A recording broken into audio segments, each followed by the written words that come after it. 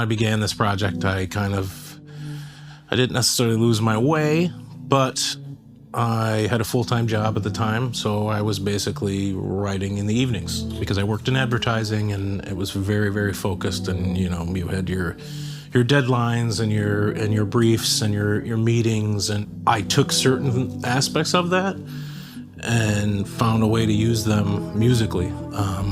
So I would say that for me, I came up with basically a design brief for my music.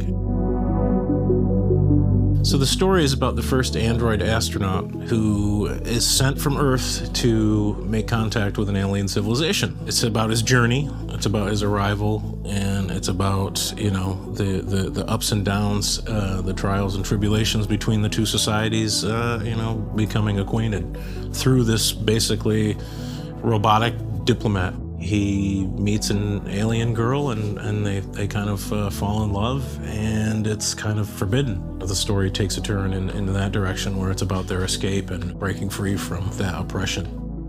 So the albums that this story encapsulates: Galactic Melt, Wave 1, Silicon Tear, and Iteration. The songs are, I would say for me, are kind of the arc. They're not extremely detailed, and as far this sound in this song is when this exact moment happens. It's more, kind of big picture, certain sections and segments, and it's more track based. I think listening to it, once you know this is behind the music, I think you can really understand it.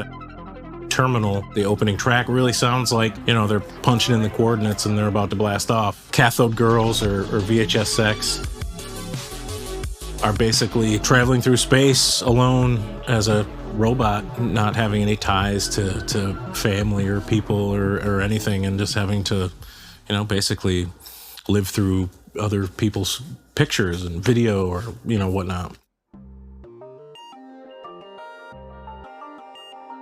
It definitely was in my head in the beginning, and then kind of talking with my team early on, we decided to kind of write some of it down, mostly for kind of press releases for albums and things like that. But it was mostly in my head. Thinking of music as a film score really helped me to try to convey the emotions without using words. If the music wasn't really flowing, I would switch and just make art that kind of then dictated what the songs look like. Creating something visual was very, very integral to me kind of finishing things, honestly. The reason that I came up with the narrative was to guide me in the writing process, and to kind of think of new songs as scene changes and things of that nature, what parts of the story I could tell when, and not go too far out of the bounds where it would just sound completely different and not really be cohesive to the bigger picture. Coming up with my own narrative was basically a way to keep me on track. I think it stems from my love of science fiction films, and that's just been a huge influence, obviously, on my music. I'm afraid I can't do that. What are you talking about, Hal? I loved the ability to feel like you weren't, you were just away. And I wanted to take that same ability, obviously without making the picture, but just doing it with the sound. Blade Runner, as a specific example, was something that just totally changed who I was. I remember walking by the film, on the DVD at the shop for weeks. Didn't care.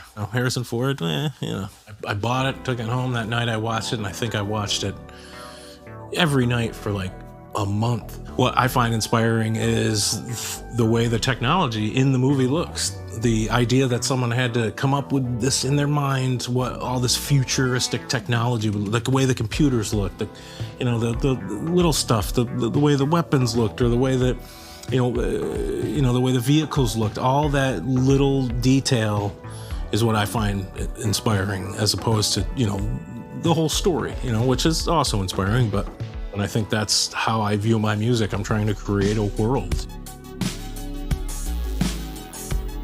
I'd much rather the music for me and for anyone listening to it be an escape as opposed to being tied to something that's 100% real. Isn't that the point? Is to feel good, to feel something that's just not necessarily being dictated by your immediate surroundings or what's happening in your life. It's an escape. So why can't the escape for me also be the escape for you, when we can, kind of escape in our own way using the same thing, It is an amazing process to kind of have that narrative.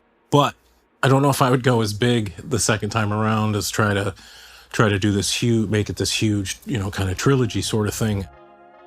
What I try to do now is do album-based narratives. One album is one story in my mind, and if it goes beyond that, awesome. If I feel like there's enough behind it, awesome. But that's what I'm striving to do now.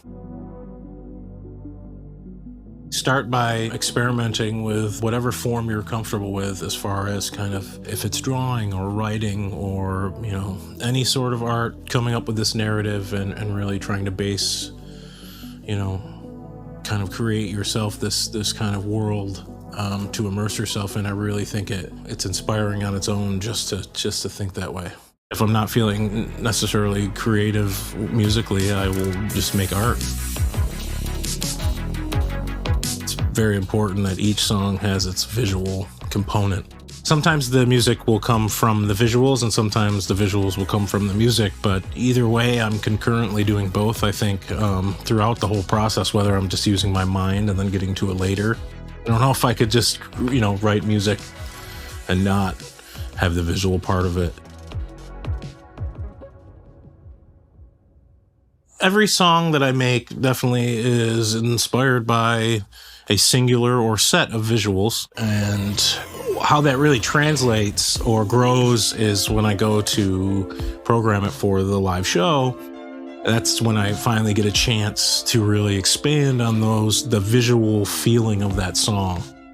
And, most songs have about 4 or 5 kind of visuals that I think really explain the song. It's a way to kind of give the song some references, I suppose. I like to think of my music as it's open to interpretation, and I think I give people a starting point and they can kind of turn it into what they want. This is more of a more recent example. I remember flying home when I lived in California, and I was flying into LA. It was nighttime, and I looked out the window and I saw the lights looked like a giant circuit board to me, or like a diagram, and that's where the song Existence schematic kind of came from. I was looking down, I was like, that's our schematic, that's what our existence, that's what it looks like from far away, It was weird. I was thinking of the Gossamer. Such an interesting monster, too. Even though he's not a Cyclops, from the big hairy red tooth from Looney Tunes, that was Smiley Cyclops.